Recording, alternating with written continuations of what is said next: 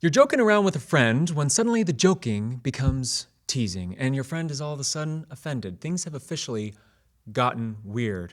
You think that they should not be so soft, but in reality, maybe you shouldn't have been so harsh. We're going to be talking about all this and more on today's episode of the Happiness Playbook.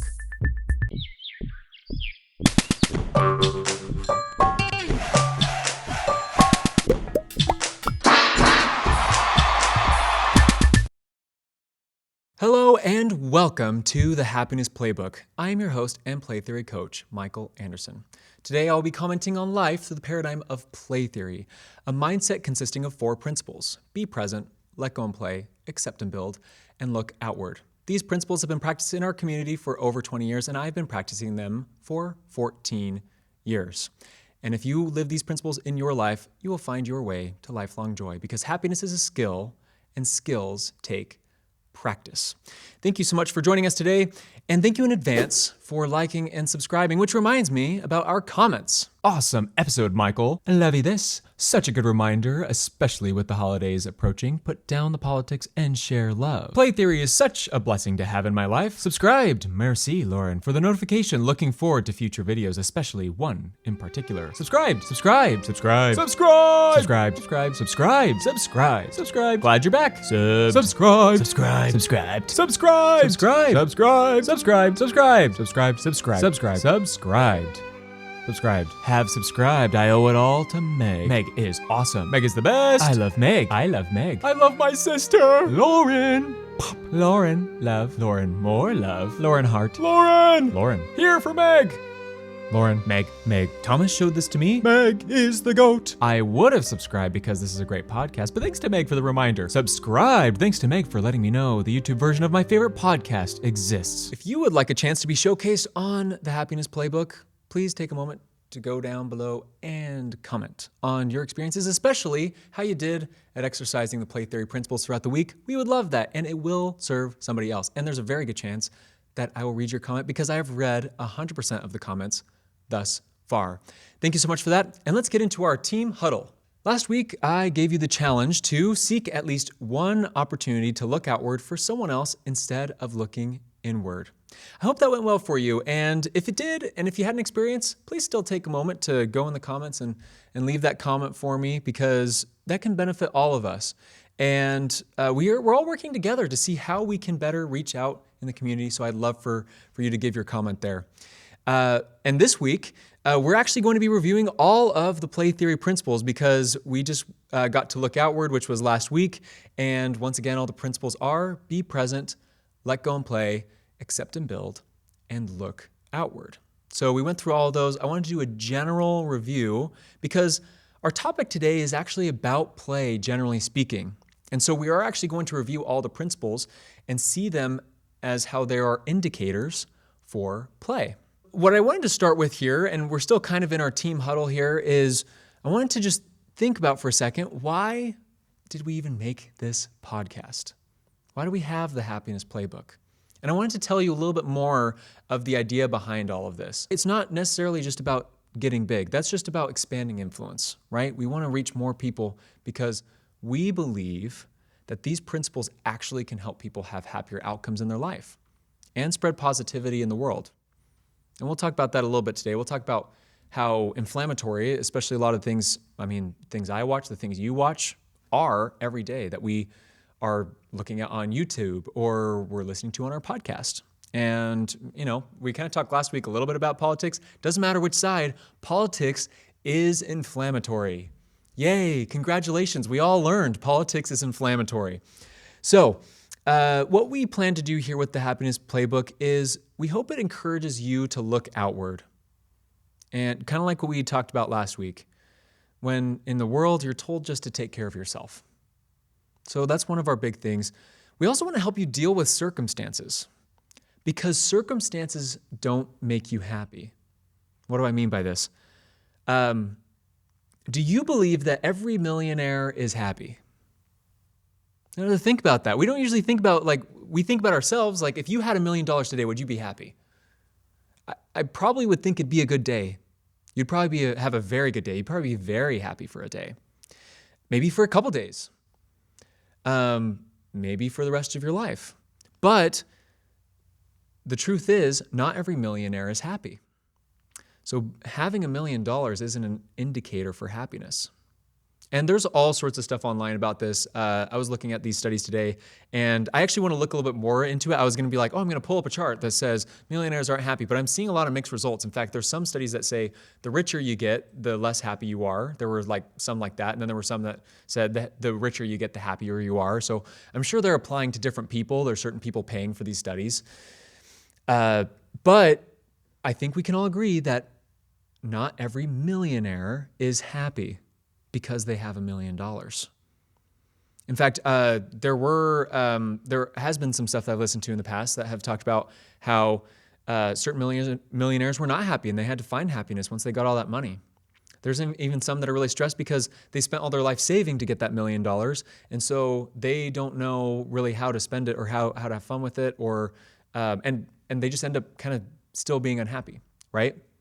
So what I'm getting at here is we want to get out of the mindset of, wouldn't you be so happy if blank happened, right? Wouldn't I be so happy if I had that house or that $1 million, or if I finally got married, or whatever that is, right? So these are circumstances of life. And I don't want to say that circumstances don't bring certain emotions. They do. Like if you had to choose between $1 million and cancer, which one would you choose? I'd probably choose $1 million. I think we all would, right? But there are people who have cancer who are happy. And there's something behind that. There's something that we're trying to get at there, that we're trying to teach. And I'm not saying that brings happiness. That obviously doesn't, and that would be a terrible thing to wish on anybody. But it is possible to be happy in any circumstance that you have. So that's why the Happiness Playbook is here. And that gets into the next thing, which is there's too many inflammatory voices. That's why we're here too. We want to be a happy place. But we don't want to be kind of like blindly happy. Like we don't want to be in a position where like you're basically like looking at life and you're just like, everything is great, rose-colored glasses, right? So, but we do want to be a little bit of an opposition to the inflammatory voices by being much kinder voices, and hopefully you come out of this feeling encouraged to act positively in your life. So that's our team huddle for today. I just wanted you to know there is a purpose behind everything that we do here, and it is something we've practiced here. And those who have practiced it within our program here have had happier outcomes in their life, regardless of their circumstances. So let's get into the main topic of today, which I've been really excited to talk about. I've been thinking about this topic since before I created the podcast. Well, I didn't create the podcast, but since I relaunched the podcast. And that is, what are the imposters to play? The imposters. What is an imposter? I almost said impasta. That's like a bad Italian joke. Never mind. Let's move on. Play can be very difficult to define. So it can be very easy for imposters to show up. Now I'm going to ask this question to start you out, is what do you think play is? And I like asking these kind of ambiguous questions. Everyone has a different answer. I'm sure everyone has a different answer to what play is. But what do you think play is? What do you have to do so that you are in a state of play? Now, I want to start with this. I want to start with my rule of play. I've said this a couple of times, but my thought on for play to exist is this rule, which is everyone involved is having a good time. So think about this. Maybe you're at a party or something and someone's sitting off by the wall, and then you can't get them to play in the game with you, but you're with this other group and you're like, okay, we're going to all play this board game, but hey, you're invited. Like, no, I'm not going to play. Okay, well, they've decided not to involve themselves. So the rule still applies, which is now you have this group over here which is saying, okay, those who are involved, who've decided to be involved, have invited others, are all having a good time. Because in this group, maybe you start to bicker at each other, or maybe you do some name calling in your game, and that starts to get on people's nerves. Kind of going back to our hook a little bit. It's like, this teasing thing, or this joking around. You thought it was joking around, and then joking led to teasing, and teasing leads to bullying, right? So let's talk about what these imposters might be. And I wanted to start with teasing. Teasing is kind of a hard topic, but I'm going to present this, and you can go at me in the comments if you want to on this one. But I believe that the only difference between teasing and bullying is that teasing, you're unintentionally causing harm, versus bullying, you're intentionally causing harm. So once again, like I kind of thought about this a long time, because I'm like, well, like even if you look online, they say there's playful teasing and there's cruel teasing. Okay.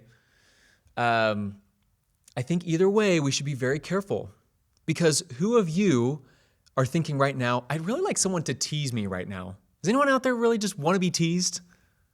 Maybe a little bit. Maybe you do want to have a little bit of playful banter, right? But just be careful, because most teasing, at the very least, is intentionally causing harm to somebody else, right? Because teasing, you could call someone names, you can make it personal, but you might not be trying to bully that person.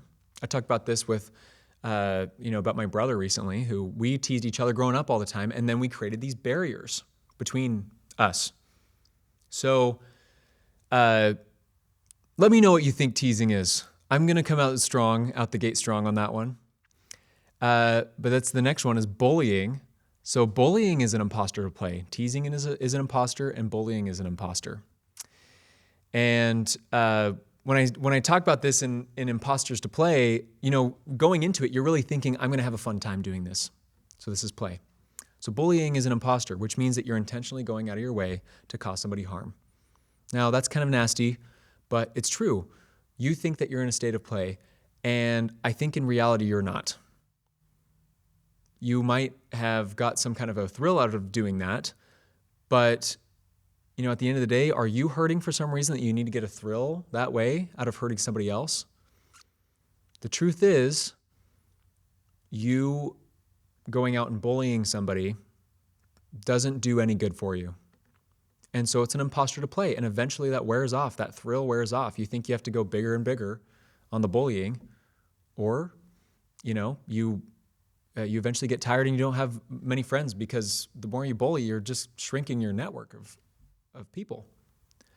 Another one kind of on that same line, this kind of goes into bullying too. This is gossiping. So gossiping is a type of bullying. It's just talking about someone behind their back, right? And that could be very damaging. Now, you think you might be having fun with a person, and we all have to be careful of this. I probably gossip like every month, if not every week, because I'm not careful and I don't think that I'm talking about someone behind their back. And I have no intention of hurting them. So this kind of gossiping can be unintentional. Another way of unintentionally causing harm. But any way that you unintentionally or intentionally cause harm is an imposter to play. Vandalism, that's an imposter to play, right? Because if you're doing damage to someone's property, you might think that's fun in the moment, but it hurts somebody else. There's even getting into drugs and addiction, right? That at first can very much be an imposter play. It might be something you feel like you need to entertain yourself, or you're curious about, and so you're pursuing this thing. Or maybe you're with friends doing this thing. And that can be very, very tough. It can be very hard to get out of, but that can also be an imposter. So these are some of the harder things, but there's also some other. There was another one I should bring it that's kind of in this category too, which is cyberbullying, and that happens all the time. But it's kind of interesting. I mean, that's probably where most bullying happens these days. So it's just kind of all lumped in with bullying. But the danger with cyberbullying is that you are safe. You don't have to personally face-to-face confront the person that you're about to attack. And so what you do is you go wild with it, and you really hurt people's feelings. So these kind of things can really be, once again, imposters to play. The next couple of things I brought in here, probably to be controversial, But these are things that can become imposters to play. They're not necessarily inherently imposters to play. One of them is doom scrolling. We talked about that last week, being on your phone, especially in other company. Okay? So is being on your phone, can you not be in a state of play while you're on your phone? That's a good question, but I think you can. I think it's possible for you to be in a state of play while you're on your phone, but not for that long, like 4 hours of scrolling, or while there's other people in the room, it's very hard to be in a state of play because you're not all involved and not everybody's having fun. You know, the people who are sitting there who decide not to be on their phone and you're on your phone, well, the fun kind of goes away. The play goes away a little bit. And I can't say that enough. Like, get off your phone. Turn it off when you're in company with others. Movies and video games. Now, this is my controversial topic because I love movies and video games, okay? And it's possible to be in a state of play while you're doing them, especially if you're with others, right? Maybe it's a special movie night. Like, I think you can be totally in a state of play for that whole movie night. It's game night with all the buddies. You're playing online, right? And they're your cousins, they're your friends, and they're living in far off places, and you're getting together to play a game together. I think that is a ton of fun. I think there's so much play to be found there. But what about the person who watches movies all day or plays a video game on their own all day? It's a bit of an imposter to play. And in fact, the more you play, it's one of those same things. Your happiness levels, they start to go down. Competition. This is a really fun one. We often say competition is a way to play. And it can be, right? But what's the natural occurrence of competition that can happen is fighting can break out, right?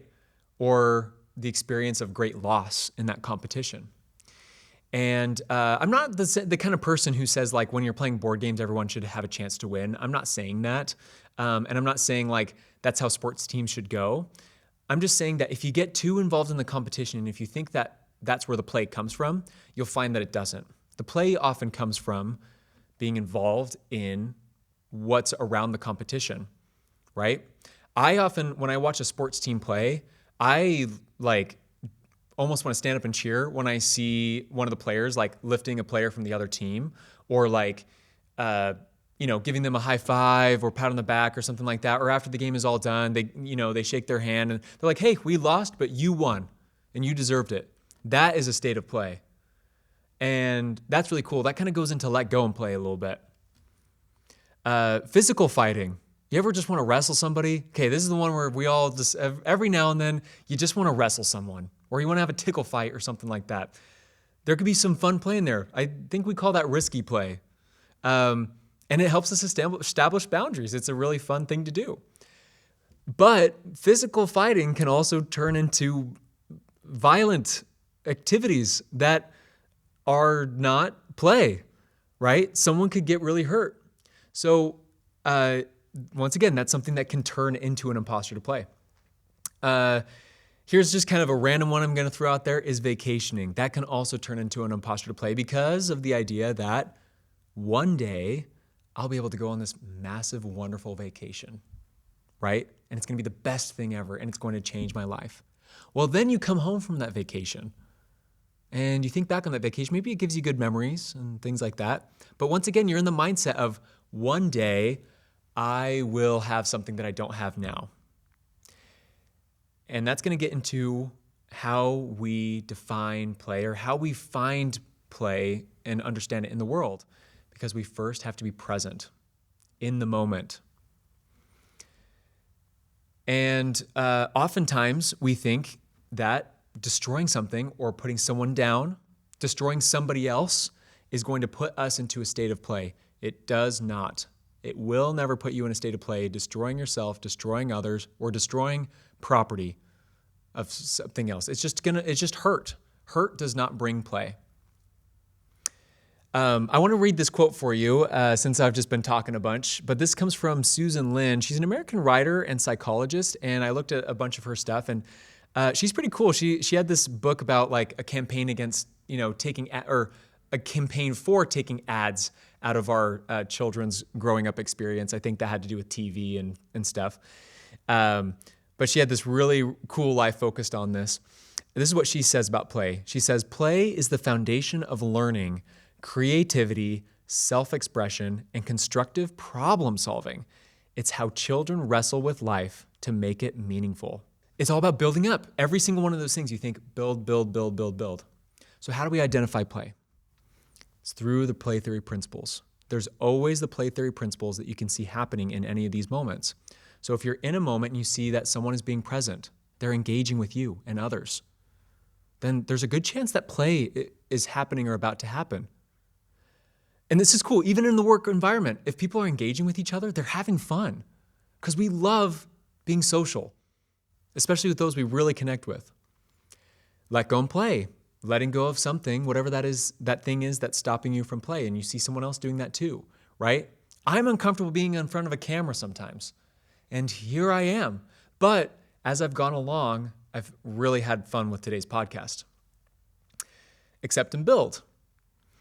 You see others validating others' ideas and building them up. That if that's happening, play is happening. Like there's no way play is not happening in those moments. It feels so good to build others up. And last, look outward. If you see people taking care of each other, that's a chance for play.